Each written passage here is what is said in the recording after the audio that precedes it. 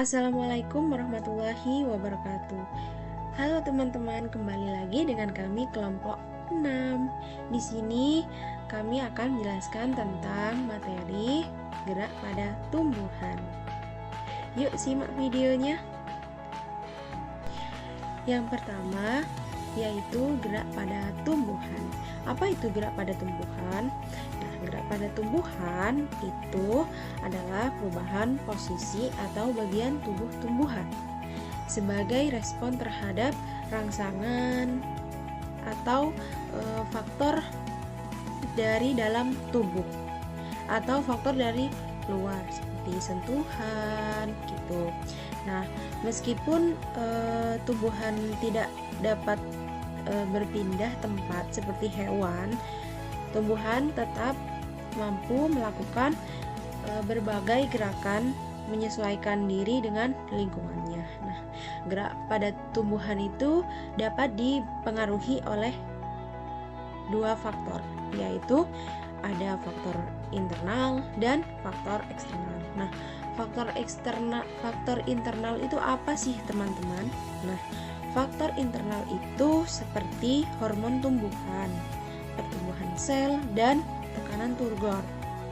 Nah, sedangkan faktor eksternal itu seperti cahaya, air, gravitasi, sentuhan, suhu, dan zat kimia. Nah, gerak tumbuhan berdasarkan penyebabnya. Nah, gerak tumbuhan itu dapat dibedakan menjadi 3, yaitu gerak endonom, gerak higroskopis, dan gerak esionom. Nah, gerak endonom itu apa sih? Nah, gerak endonom itu atau gerak autonom itu adalah gerak yang berasal dari faktor dalam tumbuhan yang tanpa dipengaruhi rangsangan dari luar. Contohnya itu adalah aliran sitoplasma di dalam sel dan pertumbuhan akar, batang, maupun daun. Selanjutnya adalah gerak higroskopis. Gerak higroskopis merupakan gerak yang terjadi karena perubahan kadar air pada jaringan tumbuhan, khususnya pada sel-sel yang sudah mati atau sel-sel yang dindingnya tidak menebal secara merata. Jadi ketika kandungan air berubah, jaringan tumbuhan dapat mengembang atau menyusut secara tidak seimbang antara satu sisi dengan sisi lainnya, sehingga menimbulkan gerakan berupa pengerutan, pelengkungan, atau bahkan pecahnya bagian tumbuhan tersebut. Gerak ini umumnya bersifat cepat dan hanya terjadi satu kali, tidak berulang, pada bagian tumbuhan yang sama, karena biasanya terjadi pada organ yang sudah mengering atau menjelang akhir masa hidupnya. Contohnya itu seperti pecahnya buah polong kacang-kacangan saat kering, sehingga biji-bijinya itu terlempar keluar akibat pengerutan kulit polong yang tidak merata. Juga ada contoh lainnya seperti pecahnya buah kapuk ketika matang, yang menyebabkan serat-serat kapuk beserta bijinya tersebar dan mudah terbawa angin. Jenis gerak berikutnya adalah gerak esionom, yaitu gerak yang dipengaruhi oleh rangsangan dari luar lingkungan tumbuhan, seperti cahaya, gravitasi, air, sentuhan, suhu, maupun zat kimia. Berbeda dengan gerak endonom, yang penyebabnya berasal dari dalam tubuh tumbuhan sendiri. Gerak esionom selalu melibatkan adanya stimulus eksternal yang memicu respon pada bagian tumbuhan tertentu. Gerak esionom dibagi menjadi 3. Yang pertama yaitu tropisme, yang kedua yaitu nasti, dan yang ketiga adalah taksis. Ketiga jenis gerak ini akan dijelaskan lebih lanjut oleh pembicara berikutnya. Selanjutnya yaitu ada gerak tropisme.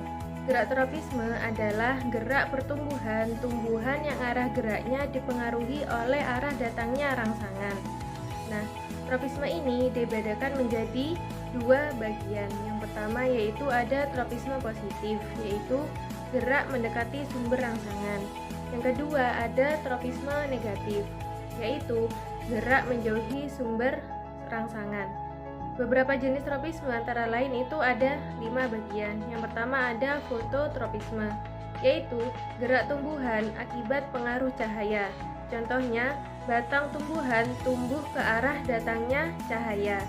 Yang kedua ada geotropisme atau gravitropisme, yaitu gerak tumbuhan yang dipengaruhi gravitasi bumi.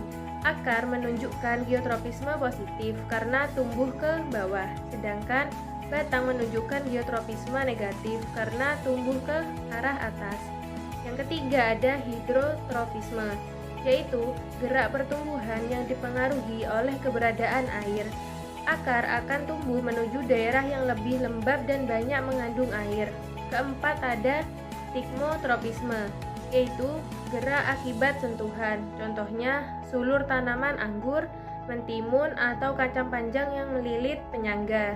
Yang kelima ada kemotropisme, yaitu gerak yang dipengaruhi zat kimia. Contohnya pertumbuhan tabung serbuk sari menuju bakal biji saat proses pembuahan.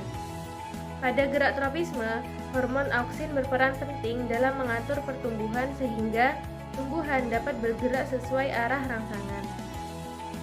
Selain tropisme, eksionom juga meliputi gerak nasti dan gerak taksis. Apa sih gerak nasti dan gerak taksis? Jadi, gerak nasti adalah gerak tumbuhan yang tidak dipengaruhi oleh arah datangnya rangsangan.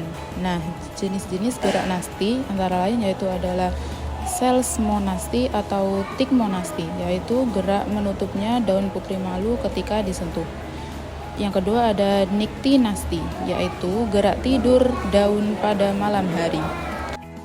Selanjutnya yaitu ada fotonasti, yaitu gerak membuka atau menutup bunga karena perubahan intensitas cahaya. Yang terakhir ada termonasti, yaitu gerak yang dipengaruhi perubahan suhu seperti mekarnya bunga tulip pada suhu tertentu.